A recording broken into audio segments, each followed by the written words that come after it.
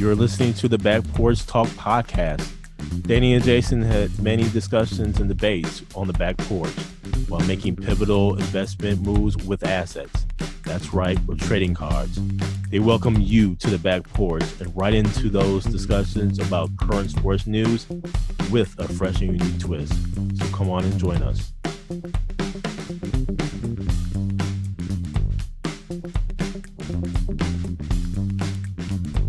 Welcome to the Back Porch Talk podcast. I'm your co-host, Jason. This is your co-host, Danny. And we have a fun-filled show for you today. We'll go ahead and recap the NBA season, what happened down in the bubble. And then we have a little bit of a football discussion for you. And then we have a very interesting trading card scenario. So stay tuned for that. Let's talk about what happened down in the bubble for the NBA. Let me just say this.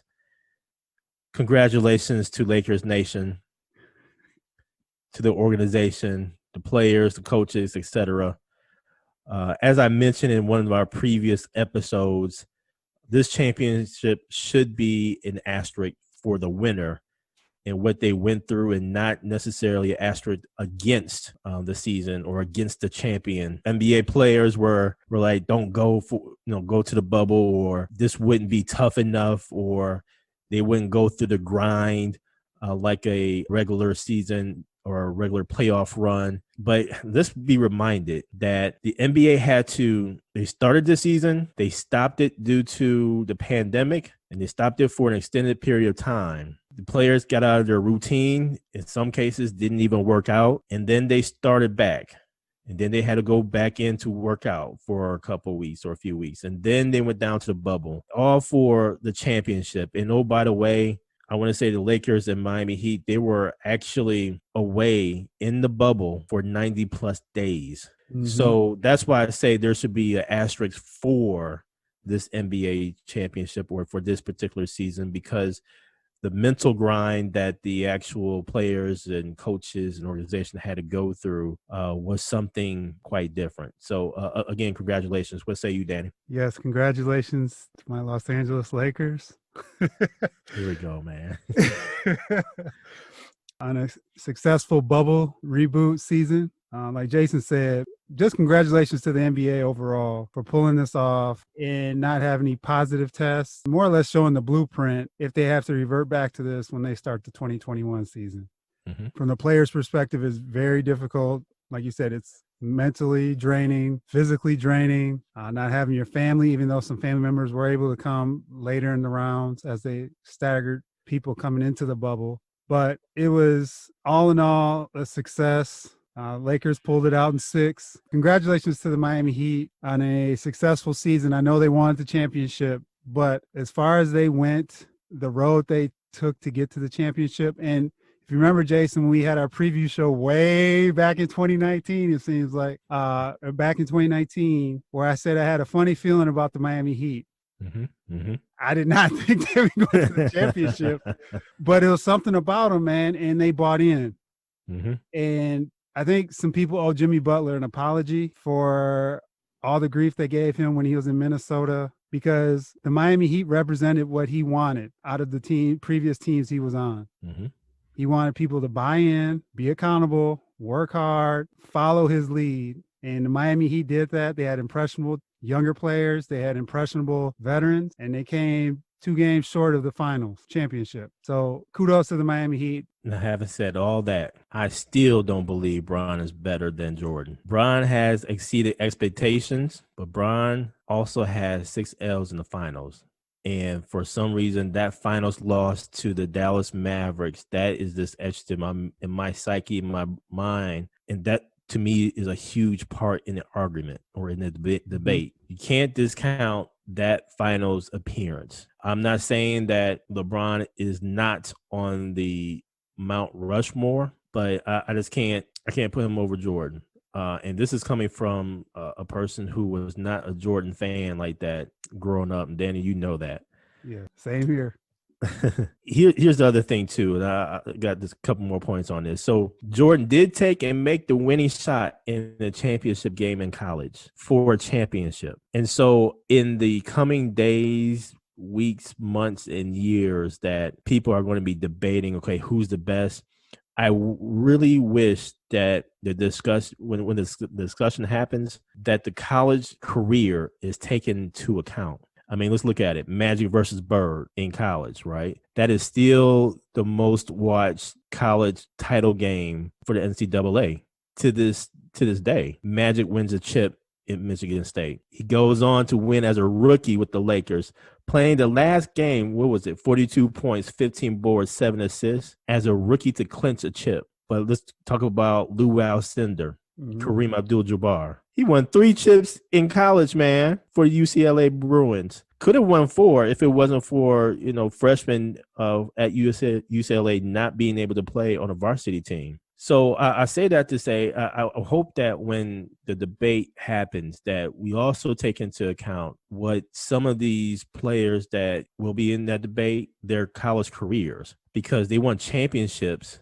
in college and they could have easily went ahead and used those years in the NBA. So who knows how many more championships they could have won in the NBA. Let's talk about Lou Alcindor. I mean, they modified the rules for him because he was dunking on people. They didn't want. I mean, they modified rules. So, how many more championships could Kareem have won if he went straight to the NBA? Mm-hmm. So, again, congrats to the Lakers. Congrats to Anthony Davis. Congrats to LeBron, especially for being in the bubble for 90 plus days. I still put Jordan above LeBron if we're doing comparison. But it's not to say that LeBron isn't a great player, because he is. He's more, to me, like a Magic Johnson type. And I'll say this, and Danny, and you all know this, my favorite player of all time is Magic Johnson. Mm-hmm. I have put Magic Johnson on that Mount Rushmore, but I've been kind of thinking, I was like, will LeBron replace Magic on that Mount Rushmore? And I've been going back and forth on that. And so I'll just say I don't know right now. Here's the reason why. Because there would not have been an NBA if it wasn't for Magic and Bird. We would not be talking about a LeBron. We would not be talking about a Steph Curry. Heck, we wouldn't even be talking about a Michael Jordan if it wasn't for Magic Johnson and Larry Bird saving the NBA. So I'll just say that. Well, again, congratulations to Laker Nation and to the Los Angeles Lakers organization. And now on to our NFL discussion. My Green Bay Packers actually had a bye, so I don't have a whole lot to say, but I will say this. Get well soon, Dak Prescott, quarterback of the Dallas Cowboys, who suffered a horrific injury but had successful surgery yesterday. I believe he's going to be coming out of the hospital today, so get well soon. Chase Claypool had, 4 touchdowns? Yes. For the Pittsburgh Steelers. And this is the same Chase Claypool who is 6'4", wide receiver from Notre Dame. The second-round pick in this year's NFL draft. The Pittsburgh Steelers selected him in the second round. Runs a 4.42 40. So here's my thing. If the Packers moved up to go ahead and get Jordan Love in the first round, they could have moved up to get a wide receiver in the second round. Robert Tonyan, who is a tight end for the Packers. This is his 3rd year out of Indiana State. Undrafted. I think I read something earlier that Tonyan is now the first Green Bay Packer tight end in a Super Bowl era to have 5 touchdowns through the first 4 games of the season. So Tonyan, undrafted in 2017, signed by the Lions, waived, and then put on the Packers practice squad. I say that to say this. In the 3rd round of this year's draft, the Green Bay Packers selected Josiah DeGuara in the 3rd round. So far, he's a tight end. So far, 1 catch for 12 yards this season. Combine speed of a 4.72. Here's my point. We could have packaged up the 3rd round pick and something else to possibly move up in the 2nd round to get a quality receiver. If the goal was to get a tight end in the 3rd round, so the GM supposedly knows, okay, who's on our roster, right? Yep. So theoretically, they should know who is on the practice squad. My GM had it saying, okay, if I know I got potential weapons on my practice squad and I'm going to possibly move them up, go for it. You're trying to get a tight end in the 3rd round, package that up, get a quality receiver that has some speed. 4.42 is some speed, man. package that up, and he's 6'4". I mean, you could almost have used him kind of as a combination tight end. I mean, you could have done something there. So I think that's just a missed opportunity, especially since we got this tight end right now, that Tanyan, that's doing pretty well. All I'm saying is I think this is a huge missed opportunity that I think is going to hurt us later on down the road. If we get into the playoffs, I think that's going to hurt us. So that's all I have on my hand, man. What say you, Danny? First off, Jason, Tanyan, you want to congratulate my Atlanta Falcons for giving him 3 of those 5 touchdowns last week. I think that DB's still on the ground. As of last night, my Falcons made some executive moves. They got rid of Dan Quinn. They got rid of Thomas Dimitroff, our GM. And today they got rid of our special teams coordinator. So Raheem Morris is our interim head coach. And Arthur Blank had a press conference today. Well, ultimately, he's going to evaluate Raheem, see what he does. And there are going to be no drastic moves as of now with the roster. They want to give that to the new GM and head coach that they'll be bringing in for the next season. So that being said, I think it was the right move, obviously. We shouldn't have lost to the Panthers. But like I said in a previous show, it can't be on all on Dan Quinn. If anyone, I know probably not a lot of people watched that Panthers-Falcons game yesterday, but I did. Matt Ryan's performance is not acceptable, man, for a number one quarterback making the money he's making, and they're dependent on him. Another game where he had receivers wide open in the end zone and missed them. There's no excuse for them losing that game yesterday to the Carolina Panthers. Arthur Blank had no choice. He's losing fans by the minute with them being 0-5. It also comes back to the roster. Some accountability from the player perspective where Dan Quinn shouldn't have even been put in this position to get fired this year. At least make it through the year. Because technically in my book, they should be 3-2, not 0-5. I wish Raheem well in these last 11 games. I would love to see a victory. That would be nice.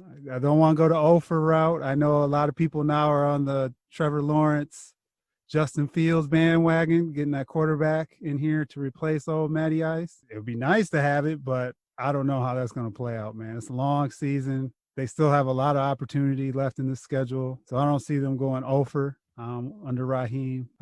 So it was a bittersweet day seeing Dan Quinn go. I was not sad by seeing Thomas Dimitroff go because he's made some interesting moves as a GM that I didn't agree with, but now he's gone as well. So onward and upward, man. As an Atlanta Falcons fan, rise up as always, and we will see what happens next week against the Minnesota Vikings. Fall down. That's what's going to happen to y'all. Let me just say this, man, real quickly. So I have mixed feelings about Raheem Morris being the interim head coach. I, too, don't want the Falcons to go over. I especially don't want them to go over under Raheem Morris.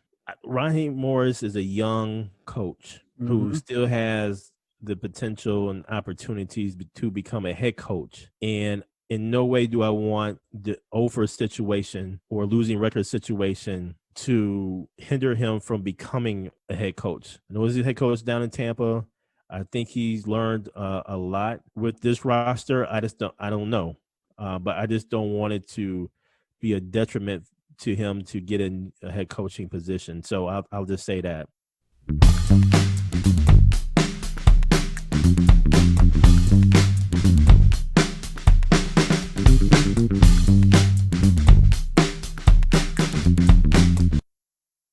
And now for our trading card scenario.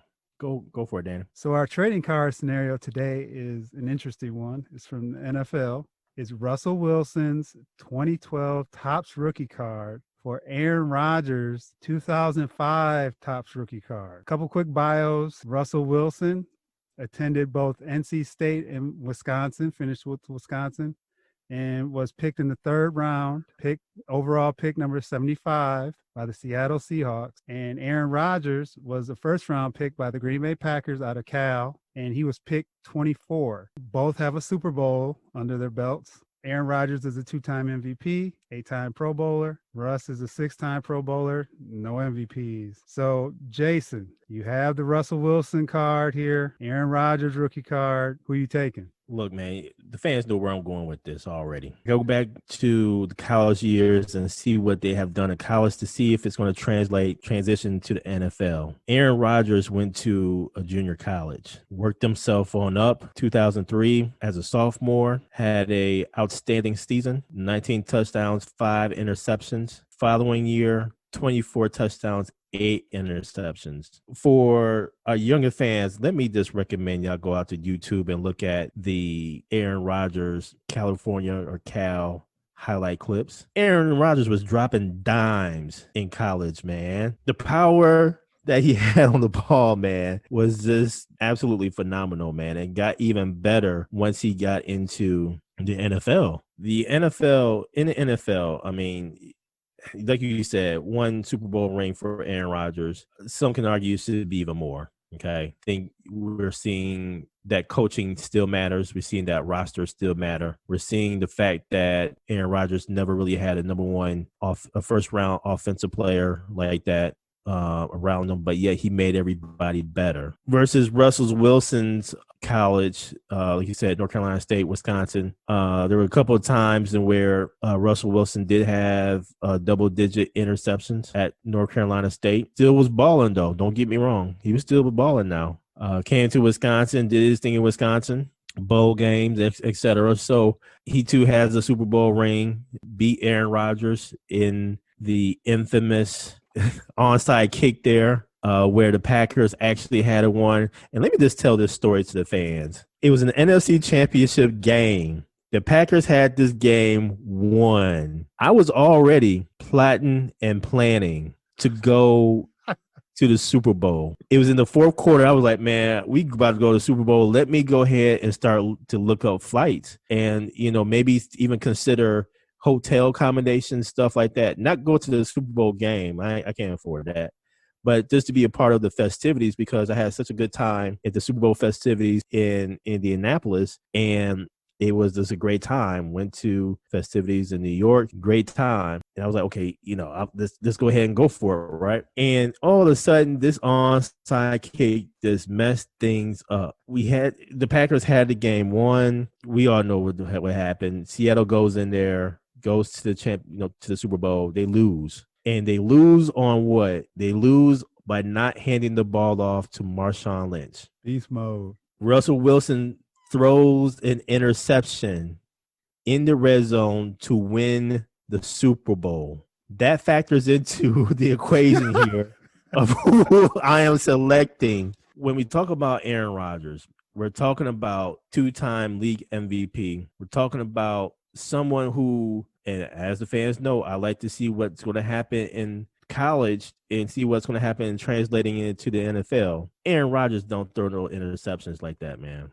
In Aaron Rodgers' 15-year career, I would say up to 15-year career thus far, he's only had 2 seasons with double-digit interceptions, okay? 2008, he had 13 interceptions, and then in 2010, he had 11 interceptions. Other than that, Aaron Rodgers has had single digit interceptions for the rest of his career. Aaron Rodgers had made this into a thing because keep in mind, before Aaron Rodgers really got big, there were some great quarterbacks and all, but they would throw interceptions, right? They would throw Brett Favre. We know, come on, Brett Favre threw a whole hell of a lot of interceptions.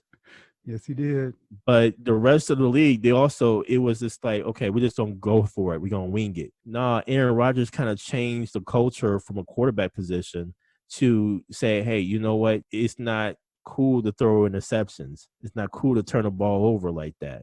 And so everybody really started to kind of follow that model because everybody was like, okay, this is, really a thing. So much so that in NFL history, the career passer rating, the number 1 person is Aaron Rodgers. Close second is Russell Wilson.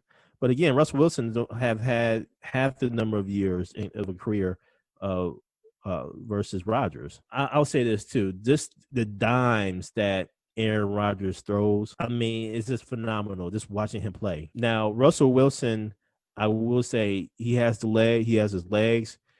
He's a threat, but there's something about Aaron Rodgers in where if he has some more pieces around him, I think this is why I agree with some folks. I think the Green Bay Packers has done Aaron Rodgers a disservice with the pieces that's put around him. He's making do with what he has, but just imagine if he got a first or second round wide receiver or something like that, just how much better the team would be and how many more championships potentially the Green Bay Packers could have. So with that, man, look here, Russell Wilson, you're a great player. Potentially you are the MVP for this season so far, with Aaron Rodgers even competing for that. You have a beautiful family, especially Sierra. I'll say that you have done Wisconsin well, especially with the Wisconsin Badgers. But, Danny, I got to take Aaron Rodgers. And here's the other reason why I'm taking Aaron Rodgers. Aaron Rodgers was projected to be the number 1 draft pick in this draft coming out of Cal. Mm-hmm. He slid all the way down to the Packers to and everybody 24. remembers this. 24, and then he's in the green room, the camera's on him, all that stuff. He was projected to be the number 1 draft pick, and that would have potentially broken a lot of people. It actually fueled him. Not only that, but he came from a JUCO college, worked himself up, went to Cal, did his thing at Cal, had the draft issue where he slipped, worked himself up, went behind Brett Favre, had to deal with Brett Favre, and whether or not he's going to retire, then not retire, etc., going back and forth. He had to deal with all that drama. And then he went ahead and rose to prominence and become a Super Bowl champion and MVP. That's a story that I can tell. For Russell Wilson, I don't think Wilson was projected to be a first-round pick. He still did good. I mean, he had issue. I mean, I wouldn't say issue, but there was some talk about him being not as tall as a quarterback. Being too short. Being too short. Yeah, all that stuff, right? Yep. But he still did his thing. I'm going with Aaron Rodgers because of the story that I can tell with Aaron Rodgers. And Russell Wilson threw that interception in the Super Bowl when you're about to win it. I can't let that go, man. I know that probably isn't his fault, but he executed the play. And I think that right there causes me to definitely go with Aaron Rodgers, and just how Aaron Rodgers is not only a first ballot Hall of Famer, but one of the best quarterbacks of all time. That's who I'm going with. What you got? Well, thank you, Jason. That was a compelling argument for Aaron Rodgers. A couple of other notes here. So playoff record, Aaron Rodgers is 10-8. Russell Wilson's 9-6. But you got to think of a couple things. We know he talked about the value of the card. And when I look at Russell Wilson being a 3rd-round pick coming into Seattle, taking over Matt Flynn's job, who came from Green Bay to Seattle, and they had just given him that contract. He came in and just said, all right, man, it's been fun. You got to go now. Mm-hmm. Relegated him to a backup role. And if you ever watch Russell Wilson in a game, they could be getting beat by like 50. He's still cheering his team on. He's still upbeat. Last night against the Minnesota Vikings, he threw a pick in the 4th quarter. They're down. You see him over there moping? Nope. Cheering everybody on. Let's go. Let's get this. Let's go. What'd he do last night?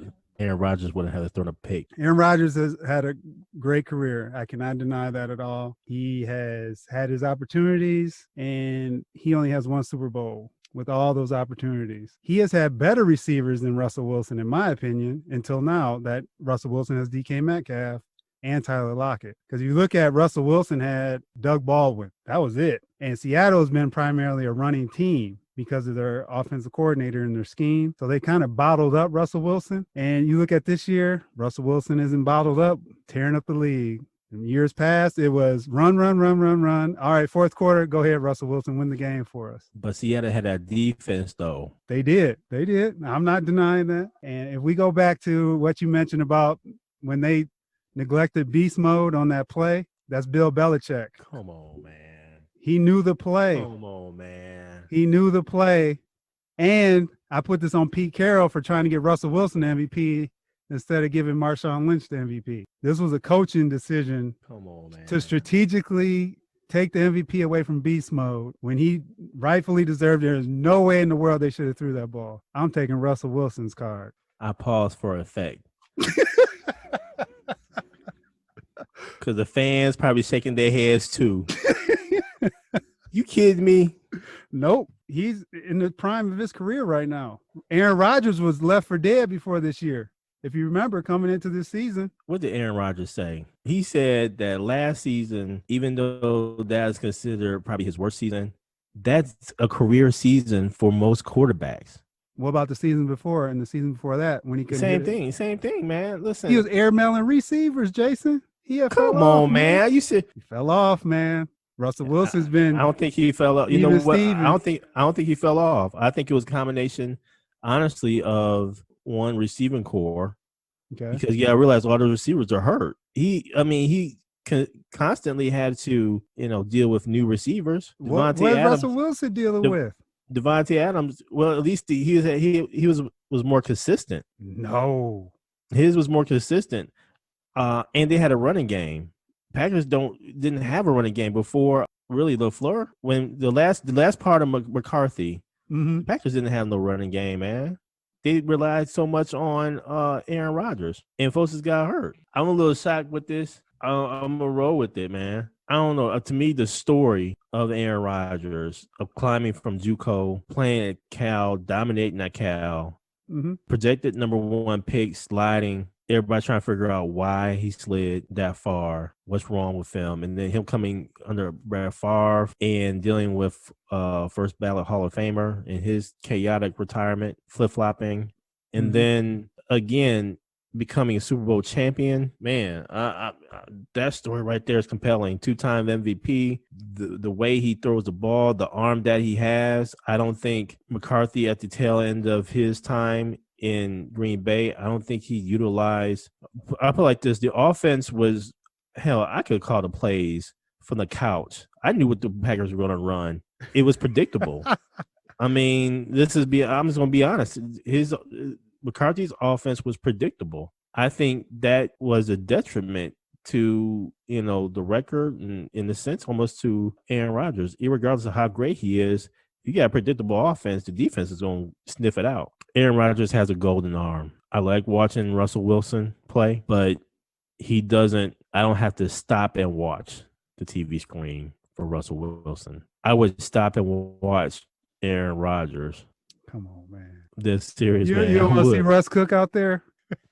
I put it like this. There's a reason why a lot of people are saying Pat Mahomes is one of the greatest players that they've seen, quarterbacks that they've seen since Aaron Rodgers. There's a reason why they're saying that. Okay. Aaron Rodgers is great, man. He has won Super Bowl. Not his fault. I'm just saying, for the card, I'm taking Russell Wilson's card over Aaron Rodgers' rookie card.